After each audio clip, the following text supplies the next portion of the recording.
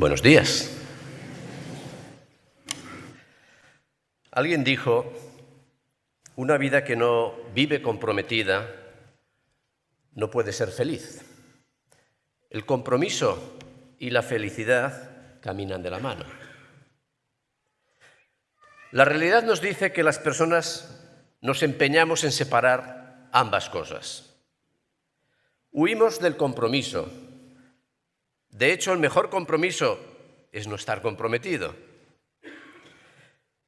No es de extrañar que haya tantos fracasos en las relaciones, en los estudios, en la vida profesional o en la vida cristiana. ¿Quién dijo que la vida cristiana es gratis?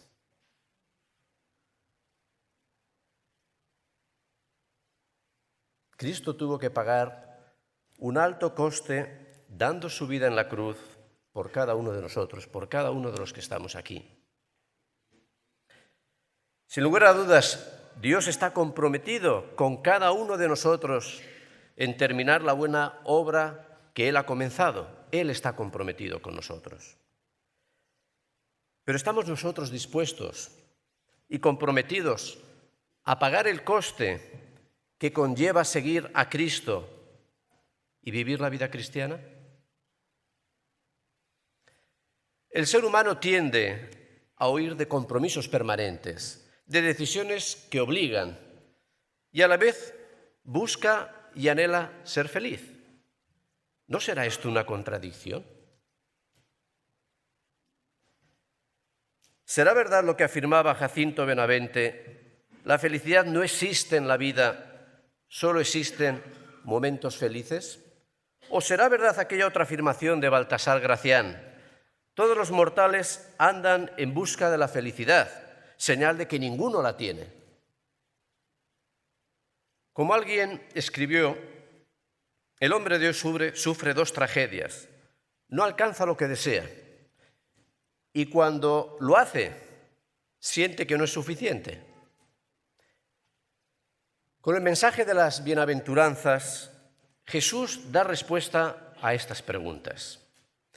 Nos propone un camino nuevo, otra manera de ver, entender y vivir la vida, donde el compromiso y la felicidad no son antagónicos. Las bienaventuranzas nos hablan de aquello que verdaderamente trae sentido duradero a la existencia humana. La propuesta de Jesús contrasta, sin duda, radicalmente con los postulados que predica nuestra sociedad. La felicidad de la que Jesús habla no está basada en la satisfacción de nuestros deseos terrenales, ni siquiera en los logros que podemos alcanzar. Mirad y guardaos de toda avaricia, decía Jesús, porque la vida del hombre no consiste en la abundancia de los bienes que posee. Para Jesús la felicidad tampoco se basa en la ausencia de problemas y sufrimientos. Él dijo, en el mundo tendréis aflicción, pero confiad, yo he vencido al mundo. La dicha que nos propone Jesús es una felicidad que viene a nosotros y no una felicidad producida por nosotros. Aquí radica la diferencia. Una felicidad que viene a nosotros, que nosotros no podemos producir. Jesús nos propone una opción de vida regida por los valores que caracterizan el reino de Dios que Él mismo encarna y representa. Jesús nos enseña que la felicidad está unida a las decisiones internas y a los compromisos que uno asume en la vida. Que la dicha no consiste en tener, sino en ser en mayúsculas. La felicidad no es una sensación momentánea, sino más bien un estilo de vida que viene a nosotros y se desarrolla cuando caminamos por las calles y las avenidas del reino de Dios y nos dejamos transformar por sus valores. Un reino que se ha acercado a nosotros y está en los que han depositado su fe y su vida en las manos de Jesucristo. Con la palabra bienaventurados, Jesús está proclamando la felicidad de la persona que decide comprometerse en seguir sus pasos y vivir como Él lo hizo. Y esta felicidad no es una promesa para el futuro, sino es una declaración para el presente.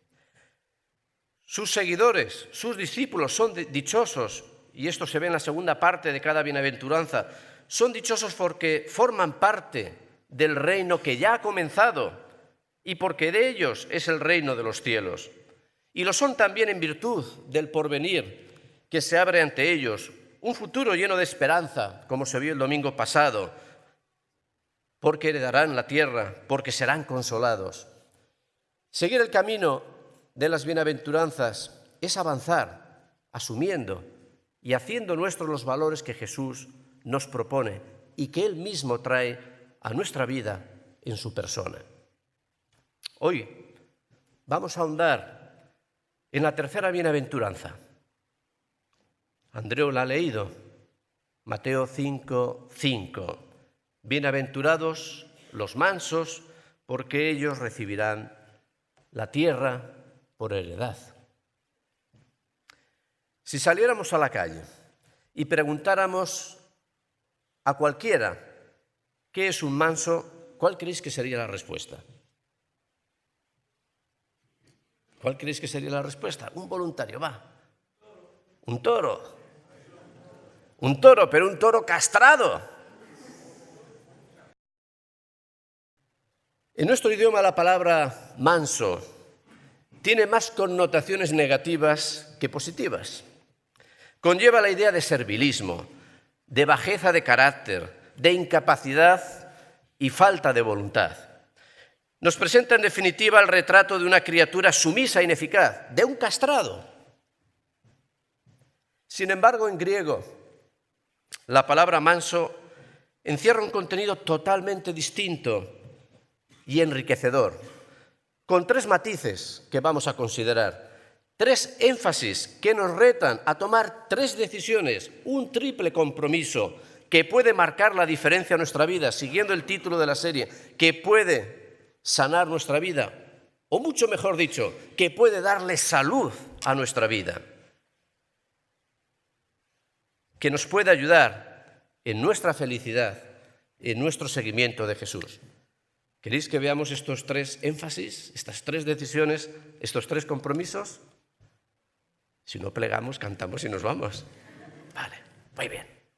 Primero, manso define a la persona que exhibe un carácter afable y equilibrado. Este es el primer titular. ¿No hay titulares hoy? Un carácter afable y equilibrado, que sabe responder adecuadamente ante cualquier situación con moderación y sosiego, que no deja que lo externo, las circunstancias, los problemas dominen su vida y dicten su conducta y reacciones. Es la persona que cuando recibe una injuria no devuelve el mal recibido con un ánimo vengativo, sino que encomienda su causa en manos del Señor y espera que Él actúe. Aquel que ante cualquier adversidad descansa en la protección, en el cuidado, en la soberanía de Dios. Yo creo que el salmista supo expresar, recoger muy bien en un salmo el espíritu de una persona mansa cuando escribió estas palabras. Salmo 37. Confía en Jehová y haz el bien, y habitarás en la tierra y te apacentarás de la verdad. Deleítate a sí mismo en Jehová y Él te concederá las peticiones de tu corazón. Y continúa diciendo, encomienda a Jehová tu camino y confía en Él, y Él hará. Exhibirá tu justicia como la luz y tu derecho como el mediodía. La Biblia da el calificativo de manso solo a dos personas, en toda la Biblia, solo a dos personas. Moisés y Jesús. De Moisés dice que fue más manso que cualquier otro hombre sobre la tierra. Y todos los que conocemos su historia sabemos que fue un hombre que comenzó con un asesinato, que después fue capaz de enfrentarse al faraón y al pecado de todo un pueblo. Nadie que lo hubiese conocido desde una perspectiva humana se hubiera atrevido a llamar a Moisés manso. Pero Dios le da este calificativo. Moisés era manso. ¿Y sabéis por qué? Porque se reconocía incapaz de hacer la obra de Dios por sí mismo. Incapaz por sí mismo. Un discípulo manso es aquel que, reconociendo su incapacidad, decide entregar el dominio de su vida en las manos de Cristo, dándole a él el control y el gobierno de la misma. Saulo, por ejemplo, fue un hombre autosuficiente y arrogante hasta que Cristo lo derribó del caballo y lo convirtió en Pablo. Al final de sus días, Pablo afirmó: «Pues ya no vivo yo, mas vive Cristo en mí». ¿Quién gobierna tu vida? ¿Qué lugar ocupa Cristo en tu vida? Juan el Bautista lo entendió muy bien cuando dijo: «Yo tengo que menguar para que Él crezca». Lo entendió muy bien. Que Cristo gobierne nuestra vida significa entender que no podemos vivir la vida cristiana de forma independiente o a nuestra manera. Si no somos mansos, si no sometemos nuestro autogobierno, nuestro autocontrol al de Cristo, no podremos vivir como sus discípulos y no podremos experimentar la dicha prometida.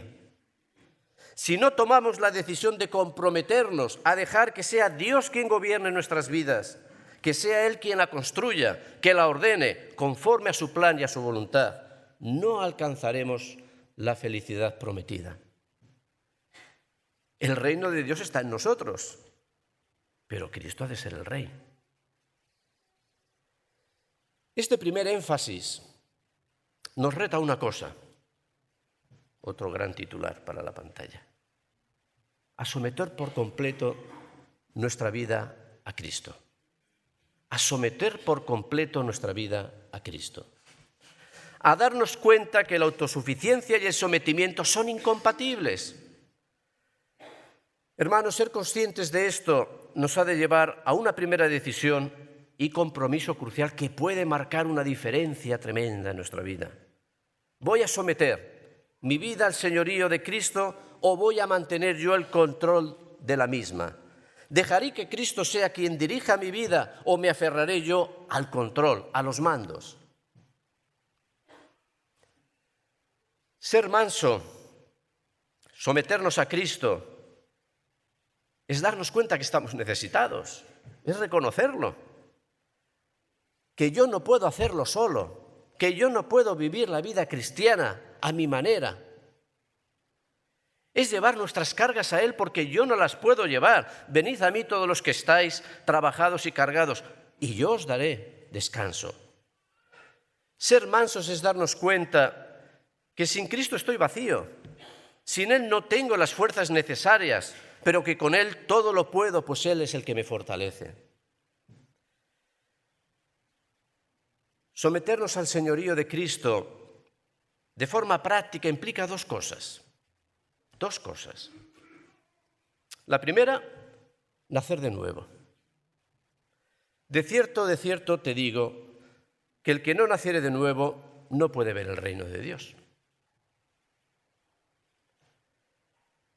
El 9 de agosto del año 1977 tomé la decisión más importante en mi vida que cambió el rumbo de la misma. Aquel día, en el Parque Grande, así se llama, en el Parque Grande de Zaragoza, entregué de forma consciente mi vida a Cristo. Le pedí que Él fuera mi Señor y mi Salvador, y desde aquel mismo momento me comprometí a seguirle.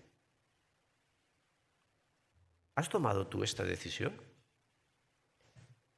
¿Estás seguro de que Cristo es el Señor de tu vida?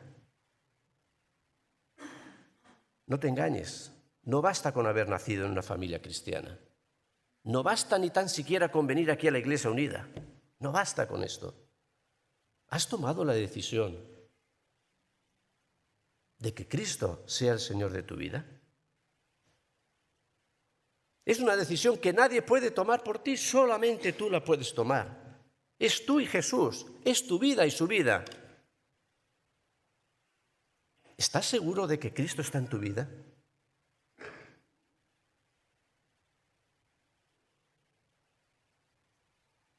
Esta respuesta es fundamental.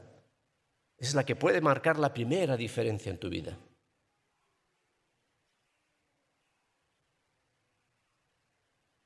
Segundo paso, someternos a Cristo es nacer de nuevo, pero es también andar en el Espíritu. Digo pues, andad en el Espíritu y no satisfagáis los deseos de la carne, porque el deseo de la carne es contra el Espíritu y el del Espíritu es contra la carne. Y estos se oponen entre sí para que no hagáis lo que quisierais. Si vivimos por el Espíritu, si hemos nacido por el Espíritu, no hay otro remedio, hemos de andar también por el Espíritu. Primero es nacer por el Espíritu, pero después es andar por el Espíritu. Solo podremos avanzar, solamente podremos madurar y crecer en la vida cristiana si entregamos el control de nuestra vida y de todos nuestros actos diarios a la guía del Espíritu Santo. Y esto ocurre cuando de forma consciente sometemos todo nuestro yo a su voluntad. Cuando yo me bajo de aquí y dejo que Cristo esté aquí y yo aquí. ¿Entendéis lo que significa? No hay otro camino. No se puede hacer de otra manera. Someter nuestra vida a Cristo es el primer compromiso. Es la primera decisión. La palabra manso tiene un segundo uso. Es el que se utiliza con referencia a un animal domesticado que está acostumbrado a reconocer y a obedecer la palabra de mando. Aplicándolo a nosotros, manso es aquel que está dispuesto a reconocer y a obedecer en todo momento la voz de Cristo. El Señor dijo en una ocasión: mi comida es que haga la voluntad del que me envió y que acabe su obra. Y con estas palabras Jesús estaba enseñando a sus discípulos que el sentido de su vida, de su tiempo y energías era hacer en todo momento la voluntad de Dios. Esto era el centro, el motor que impulsaba la existencia de Jesús. Él mismo afirmó: yo siempre hago lo que a Él le parece bien. ¿Podemos decir nosotros lo mismo? Yo siempre hago lo que a Él le parece bien. La no obediencia no era una alternativa en la vida de Jesús. La pregunta que hemos de hacernos es: ¿estamos obrando y viviendo como Dios quiere que lo hagamos? ¿Estamos escuchando y obedeciendo su voz?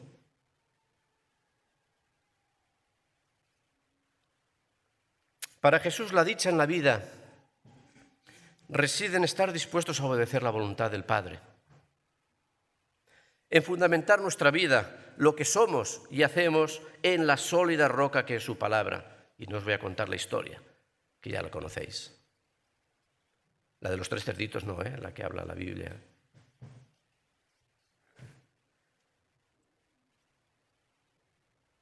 Para Jesús la dicha no es simplemente ser oidores, sino hacedores, comprometidos con la misma, comprometidos con lo que Él nos dice.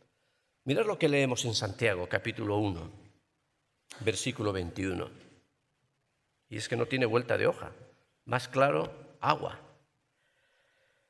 Por lo cual, desechando toda inmundicia y abundancia de malicia, recibid con mansedumbre, como mansos, la palabra implantada, la cual puede salvar vuestras almas. Pero sed hacedores de la palabra, y no tan solamente oidores, engañándoos a vosotros mismos.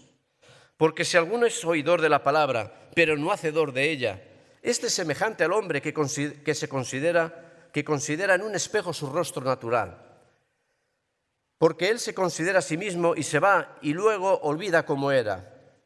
Mas el que mira atentamente en la perfecta ley, la de la libertad, y persevera en ella, no siendo oidor olvidadizo, sino hacedor de la obra, éste será bienaventurado en lo que hace. Hermanos, ninguno de nosotros somos perfectos y todos pecamos. Nos queda aún mucho camino por recorrer para llegar hasta la estatura de la medida de Cristo. La pregunta honesta que hemos de hacernos es, ¿estoy comprometido a crecer? ¿A seguir la voluntad de Cristo? Sin duda la prueba del compromiso es la obediencia. Es la obediencia. Y la motivación a la obediencia no ha de ser el miedo a las consecuencias, como muchos de nosotros hemos crecido, ¿no?, con el miedo a las consecuencias.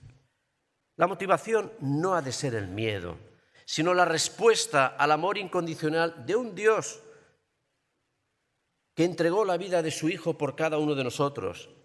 Y por consiguiente, ha de ser la respuesta a este amor y a un profundo deseo de quererle agradar a Él en todo, un todo en mayúsculas. La obediencia que está motivada por el amor alimenta la voluntad y una voluntad decidida lo puede casi todo. La segunda decisión que puede marcar una diferencia en nuestra vida es tomar el compromiso de obedecer la palabra de Dios. Sin condiciones, sin excusas. La obediencia no se negocia. Hermano, ¿en qué te está pidiendo Dios tu obediencia? Piensa por un instante. Tú lo sabes mejor que nadie. No te voy a preguntar. ¿En qué te está pidiendo Dios tu obediencia? ¿Qué te está diciendo Dios que tú necesitas escuchar? Porque a veces llevamos los tapones y no queremos escuchar para no incomodarnos. Pero ¿qué te está diciendo realmente Dios que tú tienes que escuchar? Y que por lo tanto tienes que hacer, o a lo mejor dejar de hacer.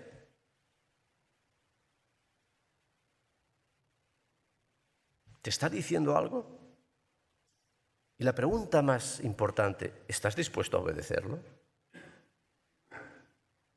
Esta decisión puede sanar tu vida, enfermarla, cambiarla. ¿Estás dispuesto? Nadie puede tomar estas decisiones por ti, solamente tú. Tú construyes y destruyes tu vida con tus decisiones. Nadie más.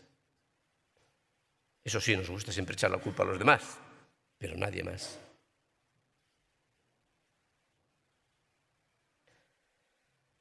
Para los griegos, en la palabra manso se encontraba la verdadera humildad.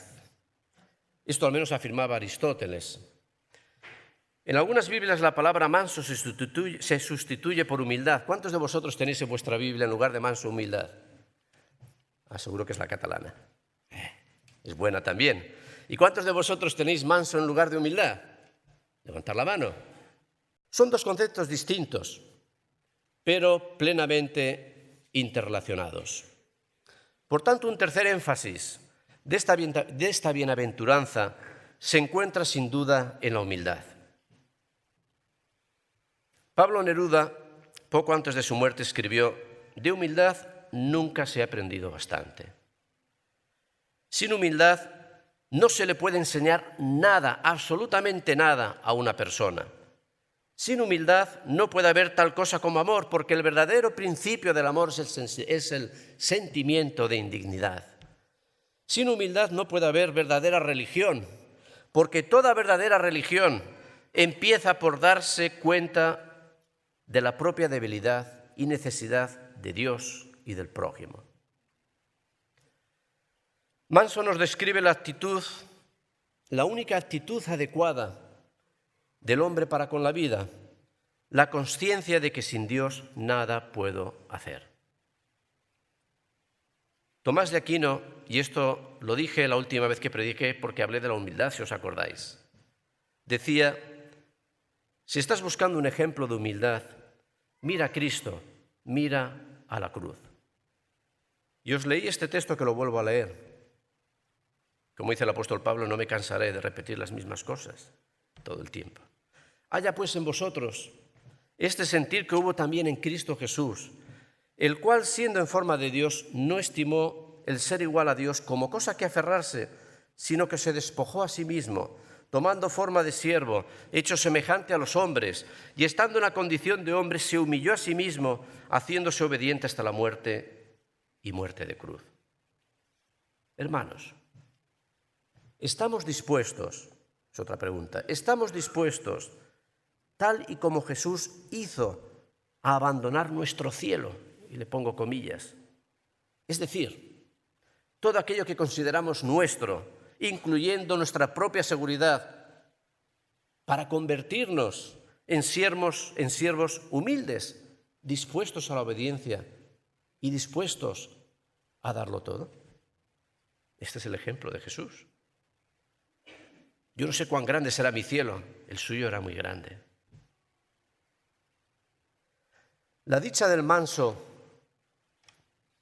es la de una vida que reconoce en humildad que no lo ha aprendido todo, que descansa y se apoya en Dios, que no se irrita ante las contradicciones de la vida, que tiene paciencia aceptando el tiempo y la manera de obrar de Dios, que sabe esperar en Él confiadamente. Un discípulo manso no es una persona débil, al contrario, es una persona que vive en equilibrio, que tiene una gran fuerza de espíritu, que somete su vida al control y a la dirección de Dios, que está dispuesto a escuchar, a cambiar, a crecer y a obedecer a la voz de Dios, que no se aferra a lo que cree que es suyo, sino que es consciente de su condición de siervo. Uniendo estos tres énfasis, podríamos hacer la siguiente formulación de esta bienaventuranza que yo mismo he escrito. O sea, no es palabra de Dios, es una interpretación. Feliz la persona que deja el control de todos sus instintos, impulsos y pasiones en las manos de Dios y se mantiene total y constantemente bajo su guía y dirección. Feliz el que está dispuesto a oír y obedecer en todo momento la voz del Señor. Feliz el que abandona su seguridad y se convierte en un siervo humilde al servicio de Dios y de su reino. Y esto no será posible si no tomamos la decisión de comprometernos con Cristo, sometiendo toda nuestra vida con sus necesidades, con sus carencias, con sus virtudes, a su señorío, en plena obediencia y humildad. ¿Estás dispuesto a tomar esta decisión que puede sanar tu vida, que le puede dar salud, que la puede cambiar? Que el Señor os bendiga.